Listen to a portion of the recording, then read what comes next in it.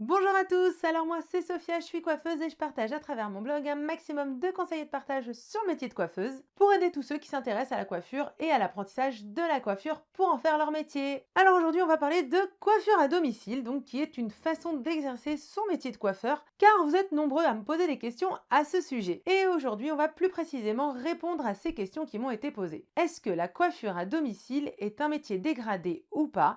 Et comment revaloriser ce métier? Juste avant de commencer, abonnez-vous à la chaîne YouTube, c'est gratuit et ça ne parle que de coiffure. N'oubliez pas d'activer la petite cloche, c'est le plus important pour être prévenu des nouvelles vidéos. Et pour les nouveaux, vous pouvez télécharger le guide gratuit, le matériel essentiel et indispensable pour apprendre la coiffure, pour vous accompagner dans vos achats de matériel afin d'avoir les bons critères et éviter du gaspillage. Alors revenons tout de suite à la coiffure à domicile et voyons ce qu'il en est. Alors déjà, la coiffure à domicile, métier dégradé ou pas. En fait, il y a vraiment deux catégories dans la coiffure à domicile. D'une part, les coiffeurs très consciencieux qui font un très bon travail, arrivent à l'heure, gèrent très bien à tous les niveaux. Et d'autre part, les coiffeurs qui font du mauvais travail, salissent tout chez le client, arrivent en retard sans prévenir ou encore posent des lapins. Donc, selon la catégorie de coiffeur à domicile, on peut avoir une image très dégradée du métier, comme si on y trouvait les cas impossibles à embaucher et qui se retrouvent à faire de la coiffure à domicile par dépit et surtout n'importe comment, sans aucun esprit professionnel. Ou bien on peut avoir une excellente image de la coiffure à domicile avec un sentiment que c'est encore mieux qu'en salon,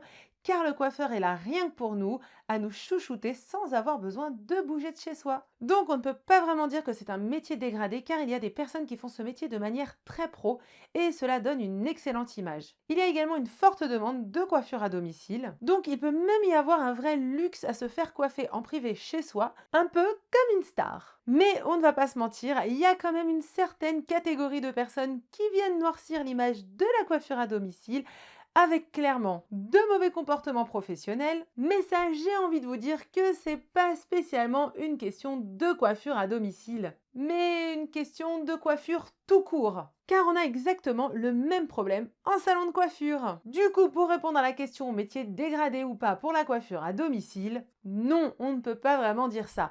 Par contre, des coiffeurs qui viennent salir le métier en faisant n'importe quoi à domicile ou en salon de coiffure, oui, ça existe. Puis, comme dans tous les métiers, il y a des gens qui aiment leur métier et le font bien, et ceux qui subissent leur métier et font n'importe quoi. D'ailleurs, vous pouvez aller voir cette vidéo en cliquant juste ici en haut qui vous parle des choses abusives que j'ai pu voir en coiffure, ou encore cette vidéo ici qui explique qu'il ne faut pas prendre ses clients pour des débiles. Maintenant, voyons comment revaloriser ce métier. Même si le métier n'est pas dégradé en soi, on peut quand même revaloriser ce travail. Pour cela, à vous de tout mettre en œuvre pour satisfaire le client, d'agir en professionnel en commençant par être ponctuel, en prévenant bien le client de retard éventuel ou encore en annulant correctement si vous avez un empêchement. Préparez également bien chaque rendez-vous en voyant avec le client ce qu'il souhaite au moment de la prise de rendez-vous. Votre client se sentira écouté et avant même de vous voir, il aura déjà confiance en vous. Pendant le rendez-vous, c'est le b.a.-ba, mais je le précise quand même, on ne repeint pas les murs chez le client avec de la coloration. On travaille proprement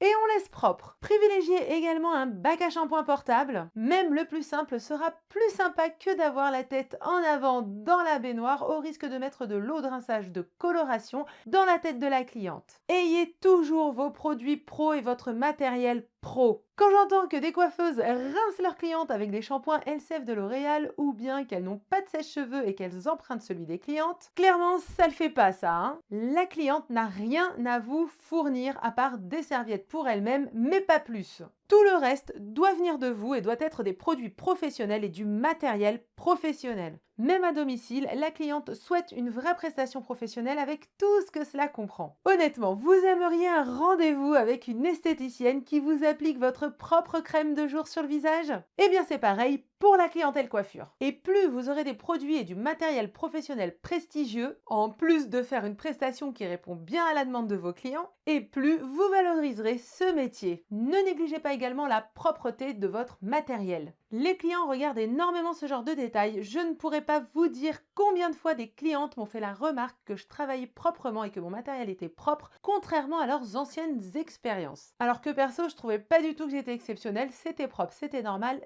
c'est le minimum vital. N'hésitez pas également à proposer des prestations originales, des prestations de luxe ou encore des prestations avec des soins innovants pour donner un petit côté VIP et vous démarquer. Et oui, c'est tout bête, mais pour valoriser un métier, il faut juste que tout soit irréprochable, nickel et que ça donne envie au niveau des prestations. Pour aller plus loin, si vous vous posez certaines questions sur la coiffure à domicile, vous pouvez retrouver cette vidéo juste en cliquant juste en haut ici. Si vous vous demandez s'il faut beaucoup d'expérience pour pouvoir faire de la coiffure à domicile, ou encore vous pourrez retrouver cette vidéo ici en cliquant juste en haut encore une fois pour aller voir la vidéo pour savoir comment bien gérer sa clientèle pour faire hyper pro avec un outil tout simple qui aidera beaucoup les coiffeurs à domicile. Et pour savoir comment avoir plus de clients et les fidéliser, c'est cette vidéo ici que vous pouvez aussi retrouver en cliquant juste sur le lien juste en haut.